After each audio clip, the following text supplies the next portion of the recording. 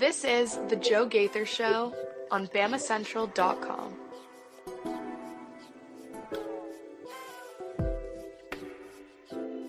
Good afternoon, Tuscaloosa, Internet World, West Alabama. How are you doing today?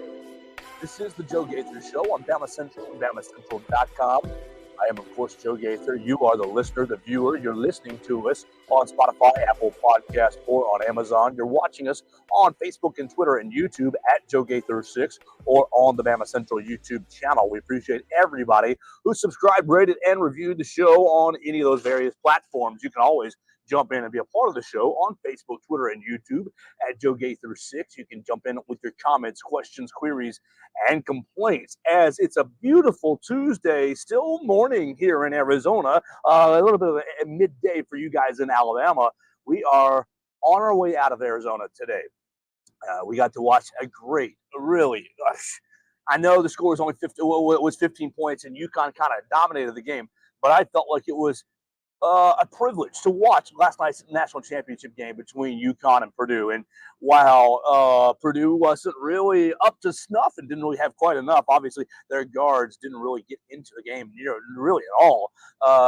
UConn just so good. So what a privilege it was to be here in Arizona to watch both Final Four games and the national championship game last night. Obviously, we want to say a big old congratulations to UConn.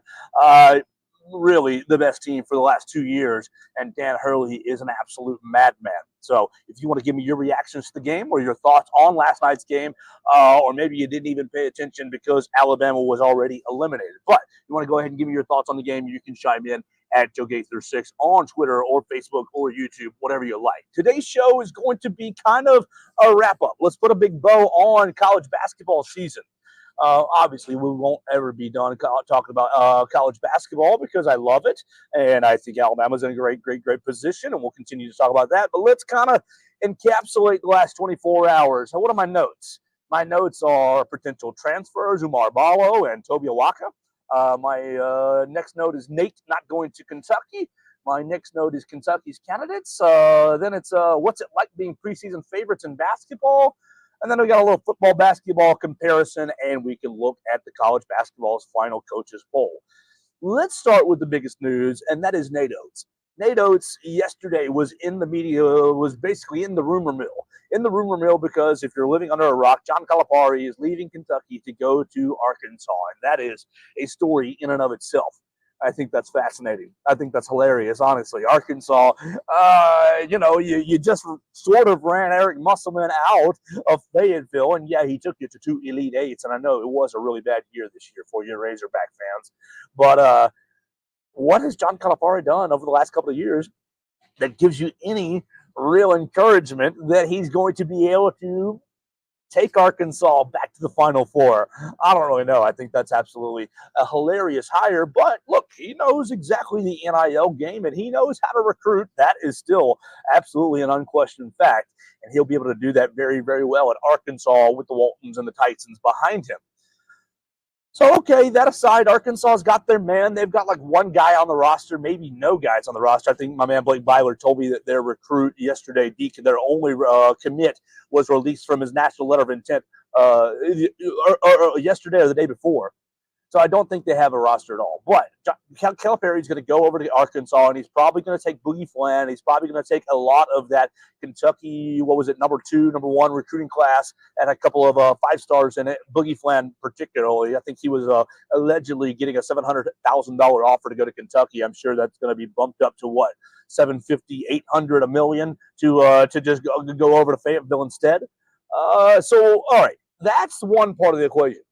And now Alabama's got their newest rival, no longer divisions of the SEC, but SEC Western rival. Arkansas has a coach. And look, if you're an Alabama basketball fan or pay attention to SEC basketball at all, it's Alabama hates Tennessee, Auburn, and Arkansas the most. And so that just gives Alabama another reason to get after the Razorbacks with John Calipari now as their head coach. But what really worried Alabama fans and what really sent the rumor mill swirling yesterday was Kentucky. Kentucky having to fill a vacancy. And as of this recording, 10:20 a.m. on the West Coast, They have not filled the vacancy. And what I've been reading from the Kentucky side of things is Calipari hasn't even informed the Kentucky administration, Mitch Barnhart, that he's leaving. And so because he hasn't made that announcement or hasn't let them know that he's resigning to leave and take the job at Arkansas, our Kentucky can't get a really official ball rolling on a coaching search. What did we hear yesterday? We heard that Nate Oats was one of the prime candidates to replace John Calipari at Kentucky. And whether that be the Kentucky interest or Nate Oats' interest or just college basketball fans putting two and two together, one of the hottest young names in college basketball and a blue blood vacancy. You can say what you like about Kentucky. They are still a blue blood in the sport and a giant in the sport. But what happens last night just before the national championship game gets started? Nate Oats goes out onto social media and makes an announcement that he is staying at the University of Alabama. Let's read it for everybody who didn't get to see it. I believe I did hit the retweet button on it, so I should be able to find it fairly easily. Rolling on down. Yeah, perfect. Nate Oats. This is from Nate_Oats. Bama Nation. I am fully committed to this team and to this university. We have already accomplished so many great things here, and there is nothing I want more than for the University of Alabama to win its first national championship in men's basketball. Despite any rumors on the contrary, rest assured that I will continue that pursuit as your head coach.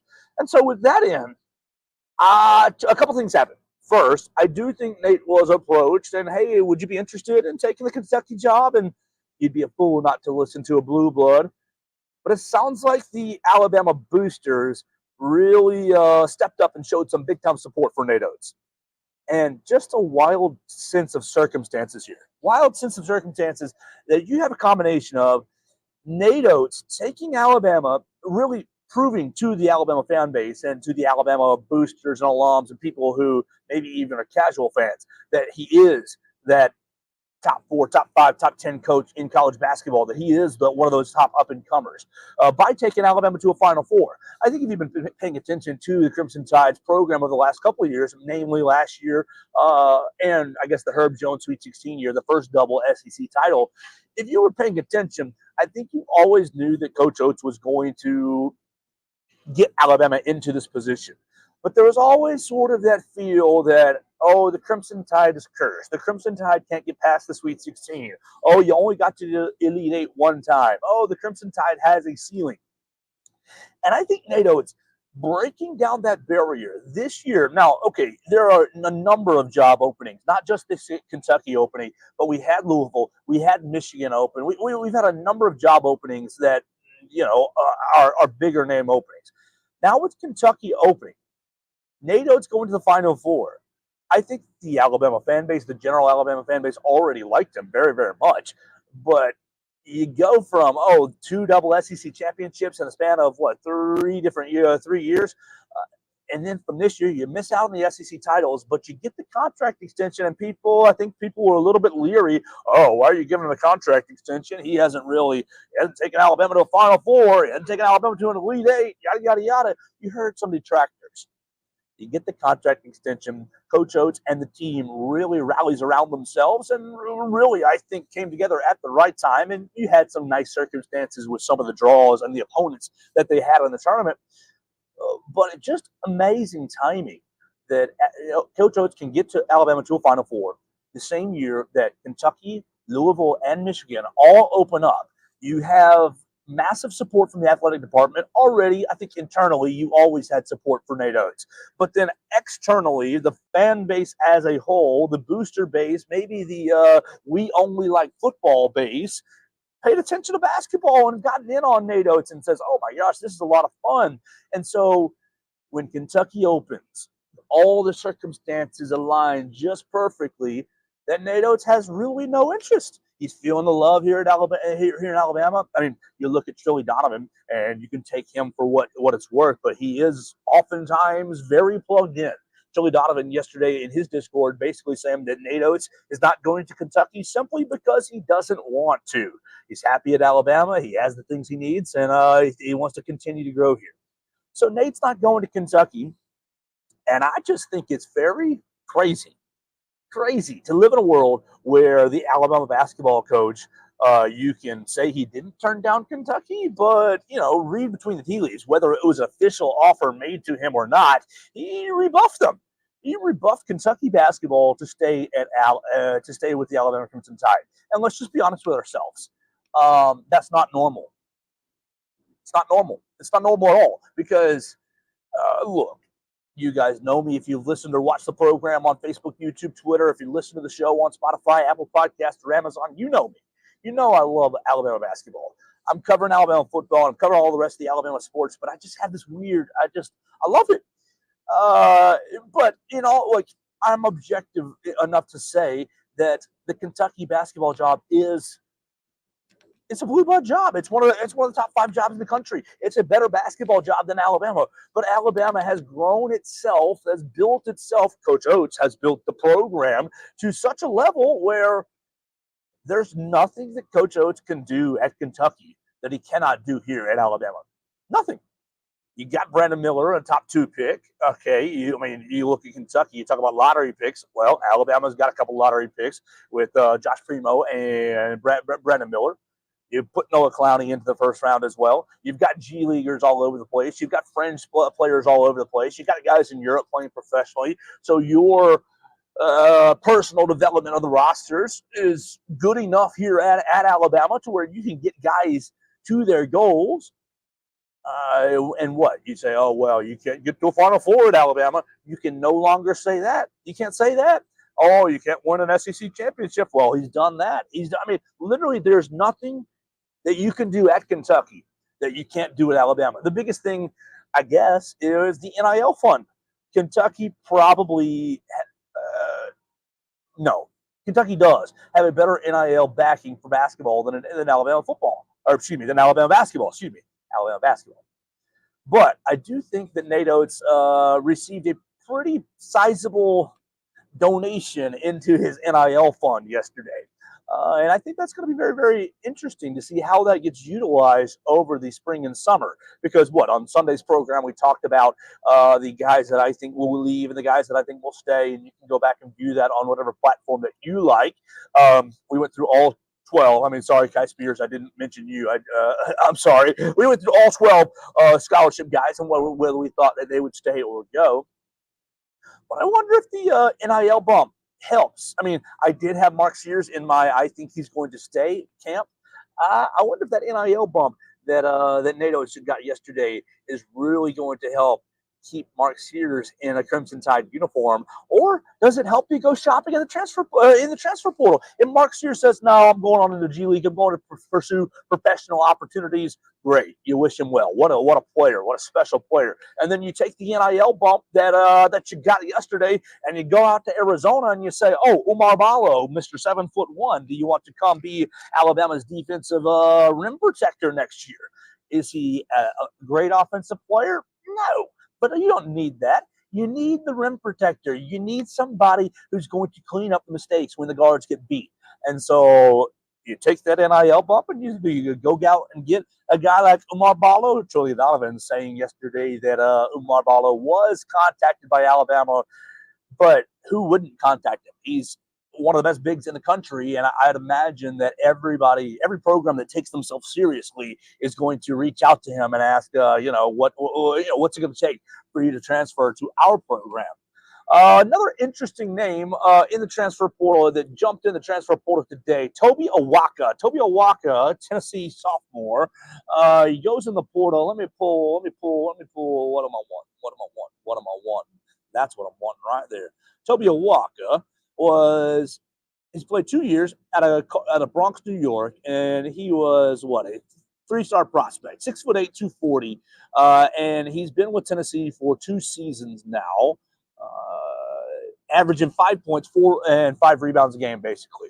It seems like Jonas Adu, and there's another forward, but all of them essentially are, somebody's got to go for Tennessee to get more playing time, and Toby Awaka is that guy. Now, is he going to be a great fit at Alabama? I have no idea. I'm not going to say that. What I am saying is there are a lot of big men. There are a lot of big men getting out there, and it's going to be a really, really fun time, I think, I think this week. I think this week you're going to see this roster really change. Maybe starting today, you're going to see some names jump into the transfer portal from the Alabama side of things. You give the one day's glow, you give the Sunday, Monday glow of finishing up the season. I think today you're going to see some Alabama players go into the transfer portal. But look, it's going to be a great opportunity for Alabama to go back into the transfer portal themselves. You're going to lose guys. You're going to go in there and you're going to shop for some of the more talented players in the country. And just how fun is it? Look, how fun is it for Alabama to be in these conversations? You see top name transfer portal player, and what? I know the transfer portal wasn't around 10 years ago, but would Alabama have been in the conversation for any of these top end transfers?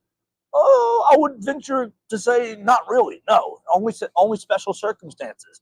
And the program over the last handful of years, really 5, 6 years, you got to give Avery Johnson a little credit for raising the profile of the program.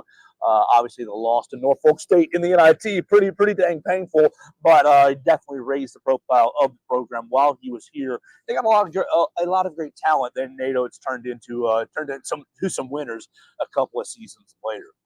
Let's talk about the Kentucky candidate since we're kind of on this offshoot. Kentucky, okay, since Nate Oats is now off the board, they say the beat writers, the people in the know up in Big Blue Nation, are talking about Scott Drew, Billy Donovan, and Dan Hurley.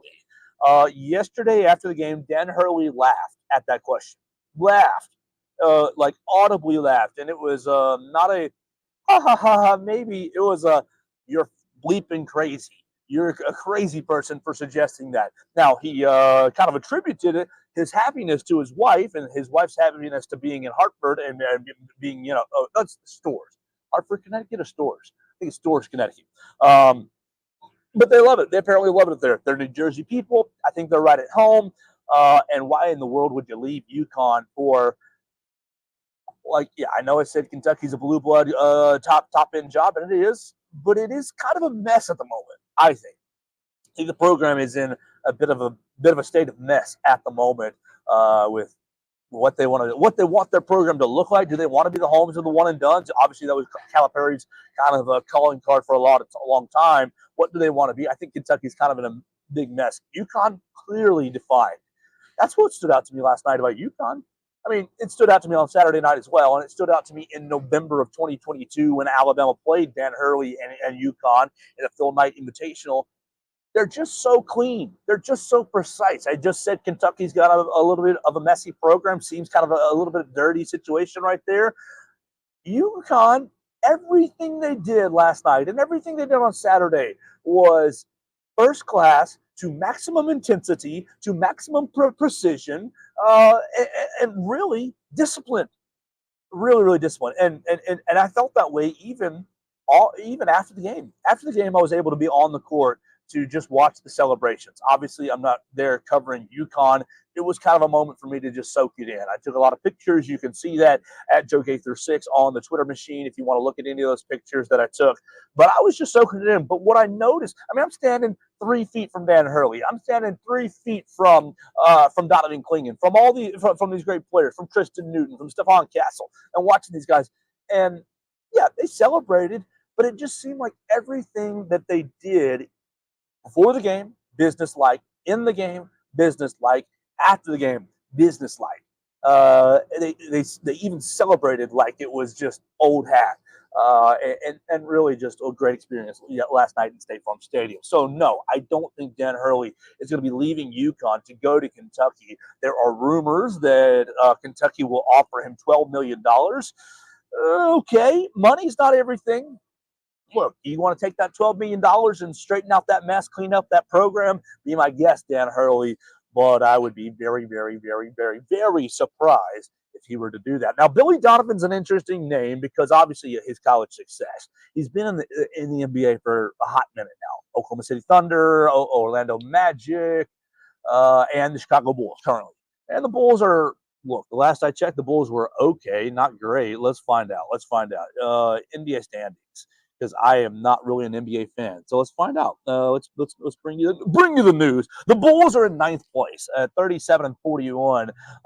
So I think it's the top eight make the playoffs, and then you get some play-in games. Yeah, 9 and 10 are play-in games. So they are in that play-in perspective. And I know the Bulls have been growing their program. It'll be an interesting time. It'll be an interesting time if Billy Donovan wants to leave there. The biggest thing is I think Billy Donovan got out of college basketball because of some of the hassle, the transfer portal, and the future, the expectations. And, well, really, I think he got out of it to try his hand at the NBA. And he's, NBA is straight up basketball. He's enjoying himself. I'll just go ahead and say I'll be surprised if it's Billy Donovan as well. And then lastly, Scott Drew is the last name on their big headliner list. We did fly in here to Phoenix with Scott Drew. Very ironic, coincidental that this has all happened. He was on our Thursday flight. They're in the back, not in first class. And so I don't know. I don't know if that's the kind of guy that wants to go take the Kentucky pressure. Now, can he do it? Is he a good coach? Is he organized enough to do it? Yes, I do think he is. And obviously won a national championship at Baylor. But Kentucky is a different animal. And I think that's part of the reason that Nate Oats turned it down. Because look at yourself here at Alabama, Nate Oats. Right here at Alabama, you have gone 4 straight NCAA tournaments. Alabama's record is 6 in a row. You've gone to 3 Sweet 16s now and 1 Final Four now. Let's say next year's a bad year. I don't think it's going to be a bad year, but we're just talking hypotheticals. Let's just say it's a bad year. Alabama finishes 7th in the SEC. Oh, my gosh. Terrible. Absolutely awful. Let's say it's a bad year. Is he going to be on the hot seat here at Alabama? Not in the slightest. People will say, oh, it's just a blip on the radar. He's going to get it back. Look how well he did in the transfer portal. Look how good he is at roster construction.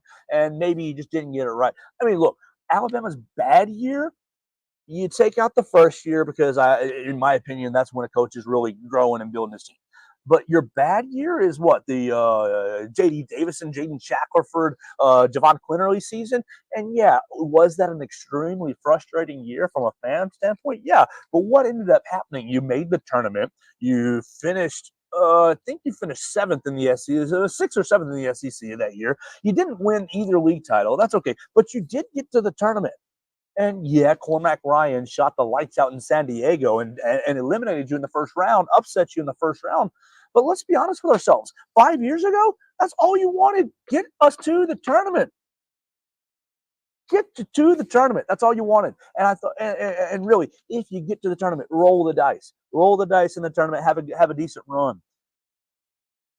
So, Nate Oats, your potential hypothetical bad year next year, just for sake of conversation, what's it going to do for your job security? Absolutely nothing. You do that at Kentucky every single time you get eliminated early at Kentucky. It's, oh, should you move on? Oh, is he washed? Oh, Kentucky's bigger than this. Kentucky basketball, bigger than any one man.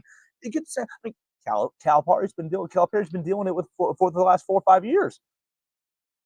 That's the reason why he was leaving to go join an in-conference team. Because, look, I think he looks himself in the mirror and realizes, I got 1 more year on the Kentucky leash right here. And if I don't capitalize on this year with what would have been the minimum to keep him around?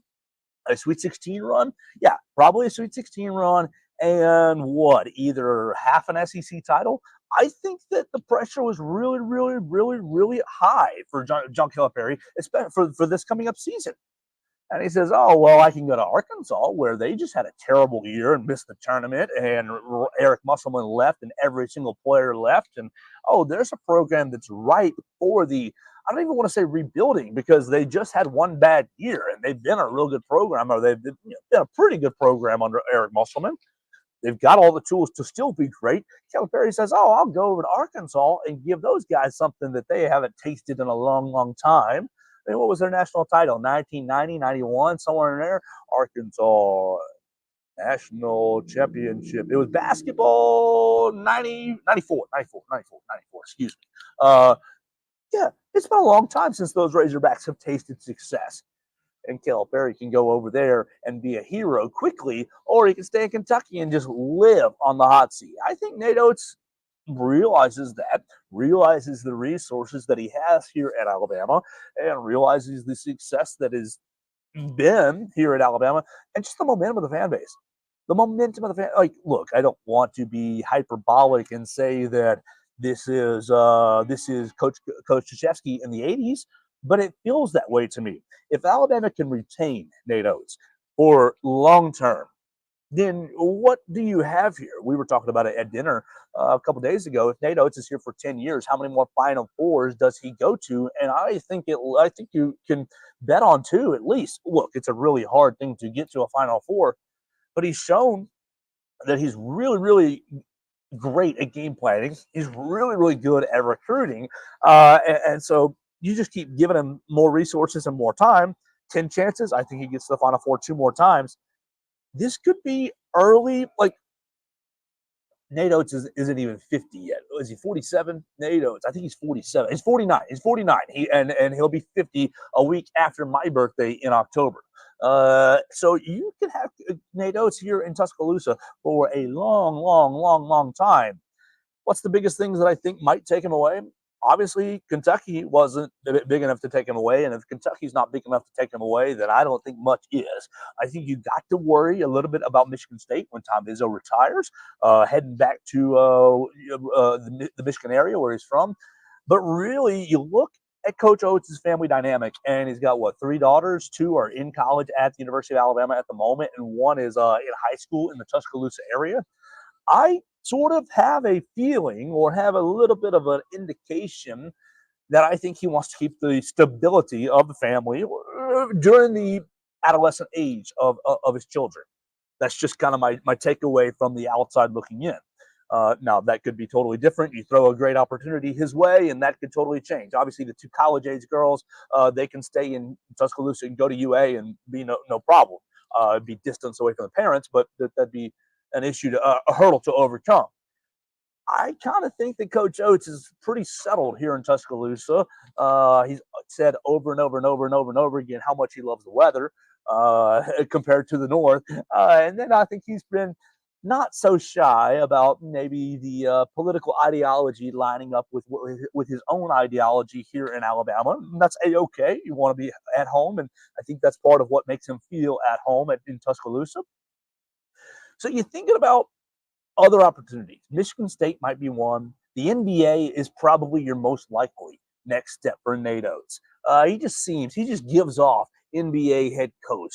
Now, maybe not in 5 years, but maybe in 10 when the youngest daughter gets all the way through school and he's looking for further opportunities. But for right now, Alabama retains Nate Oats, gives him allegedly a pretty large NIL bump so that he can operate in the transfer portal and operate in recruiting going forward.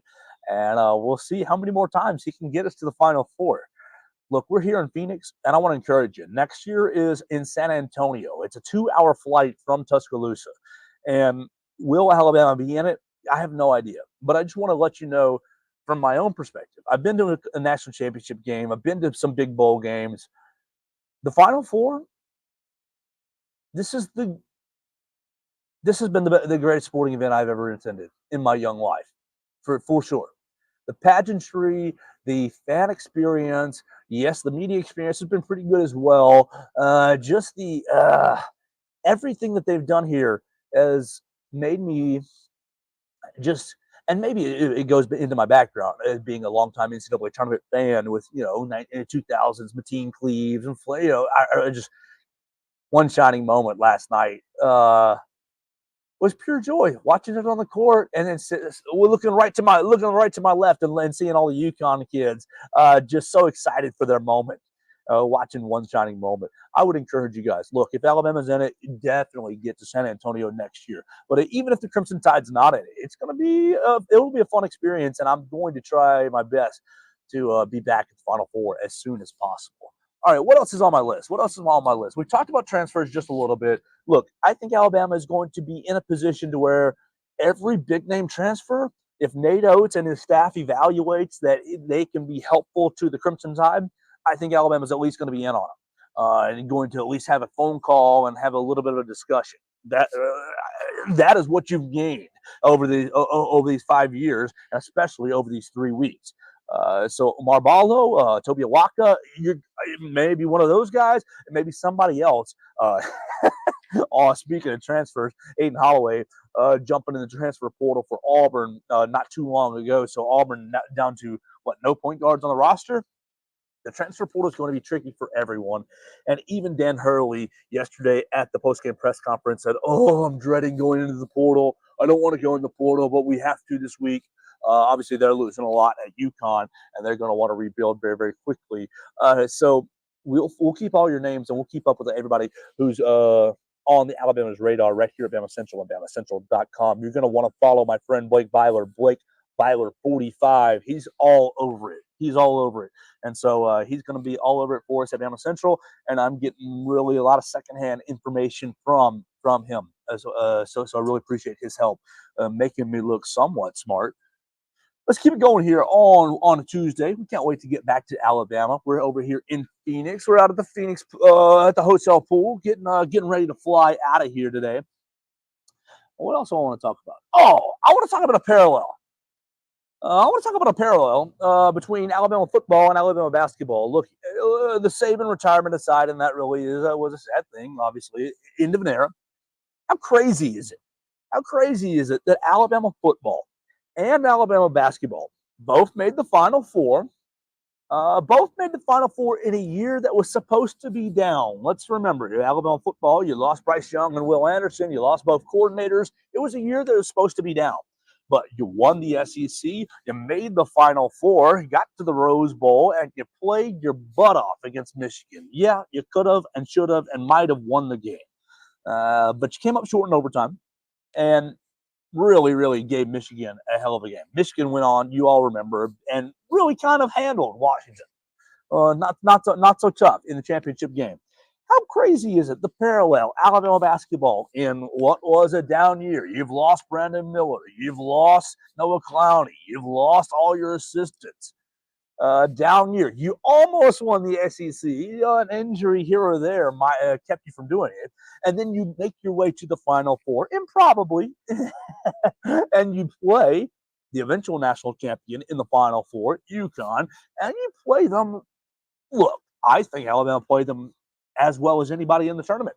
Probably better than anybody in the tournament. I mean, the score's tied with 12:56 to go. It didn't become a double-digit game until there was maybe 4 or 5 minutes left in the game. UConn was fully in control at halftime last night against Purdue. Now, does that make Alabama better or worse than Purdue? I don't like that. I think it's very matchup driven. And I think that it just proves that Nate Oates' game plan, even undermanned without a center all season long, is good enough to put Alabama into positions to win these games. I just find it such an interesting parallel that both the football and basketball team experienced very similar. We lost 2 of our best players. We lost very important coaches. We put on kind of an unexpectedly good season. And we both got to the Final Four, and we both gave the eventual national champion a real run for their money. I mean, look, it wasn't, I guess, a run for UConn's money. That might be crimson-colored glasses. Those guys are incredible. But Alabama played their tail off and really gave them, I think, a pretty good game. I think they gave them a pretty good game. Now, Dan Hurley last night said afterwards that Purdue was clearly the second best team in the country. And while I think a little bit of that is coach speak and a little bit of that is after championship game, respect to your opponent, I wonder, Alabama, if you beat UConn, how would you have felt against Purdue? I mean, you saw what UConn did. They allowed Zach Edey to kind of get what he wanted to get or get what he could get around the rim, and they shut down pretty much everybody else, Lawyer and Smith and everybody else on the outside. And yeah, Alabama lost to Purdue in December.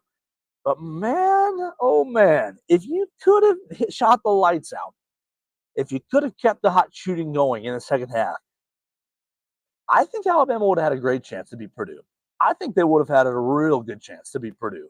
Now, obviously, that might be my own bias and my own kind of, I believe in the guys, because I did pick the guys to upset UConn, and that didn't happen. But, man, just interesting parallels between the Alabama football and basketball team. Oh, let's go to my next note. What's it like to be front runners in basketball? If you look after the game, you got the way too early polls, you got the way too early odds for next year's national championship, and holy smokes, Alabama's logo was all over the place in Bet Online, at Bet MGM, bet this, bet that, FanDuel Fantasy this, FanDuel whatever the case may be. You saw Alabama's next year's national title odds anywhere from the second highest odds all the way to the eighth highest odds. What? When in the world in your lifetime has Alabama basketball been, 4 or 5 months away from a season? 5, 6 months away from a season, and been one of the top 10 favorites, top 5 favorites for a national championship? Absolutely absurd times we're living in following this Alabama basketball program. And lastly, on that point, let's get to our final polls. The coaches poll was released today. The final coaches poll was released today. I've got it right there. USA Today coaches poll put UConn 1, Purdue 2, Houston 3, and Alabama, your Alabama Crimson Tide 4. Now you've got Tennessee at 5. What are my other SEC teams? Tennessee at 5, Auburn at 17, Kentucky at 19, South Carolina at 23. So there's your SEC representation. And look, for a team, look at this poll. Look at this poll, the coaches poll. Alabama matches its highest ranking. Their highest ranking of the season was 4th. They were unranked in this poll before. There were periods during the season where Alabama was not even in the top 25 in this poll. Just crazy coaching, crazy good coaching, crazy, really incredible teamwork and togetherness, and real maturity by the guys to band together and make this big run. Alabama jumps up 14 spots in the final coaches poll to finish at number 4. We're going to wait on the final AP poll, but I'd expect Alabama to finish somewhere in that 2 to 5 range. They're probably, you're going to put Purdue number 2, so I'd say they're going to be in the 3 to 6 range, and that's a pretty amazing year. Amazing year. Now, obviously, you want to win it you want to end it with a national championship. That didn't happen, but very, very soon, I'll be covering a Final Four banner reveal in Coleman Coliseum for the first time ever, and you'll be able to put another number on the Elite Eight banner. So, just a special, special year, and we're going to cover everything about the wrap-up at BamaCentral and BamaCentral.com. We're waiting to find out who's going to go in the transfer portal. Blake Byler's got your roster tracker right there at BamaCentral.com. You can check out who's got eligibility left, who doesn't, what people are leaning towards, and any movement is going to be right there on Blake Byler's roster tracker on BamaCentral and BamaCentral.com. We're going to get out of here for the day. We're going to be hopping on a plane, and we'll be back in Alabama tomorrow.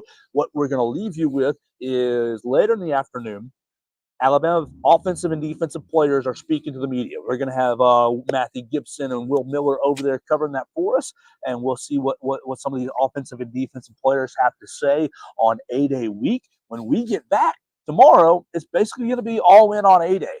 We'll shift this program back to football for all the football junkies out there getting ready for A-Day. I'll come up with 2 or 3 or 4 different topics and storylines. Look, if you saw us on the program yesterday, you know that A-Day is not, spring practice, not really my favorite. You're 147, 146 days away until kickoff. You got a long time to wait to get excited, but we will get excited about it with you guys tomorrow, talking about A-Day, getting you ready for Saturday's event. Hopefully we'll see you in Bryant-Denny Stadium on Saturday, and you can always, if you see me, say hello. I'd love to meet you. You guys can have a great day. We're going to get on a plane and go back to Alabama today, and we'll talk to you tomorrow right here on the Joe Gaither Show on BamaCentral and BamaCentral.com.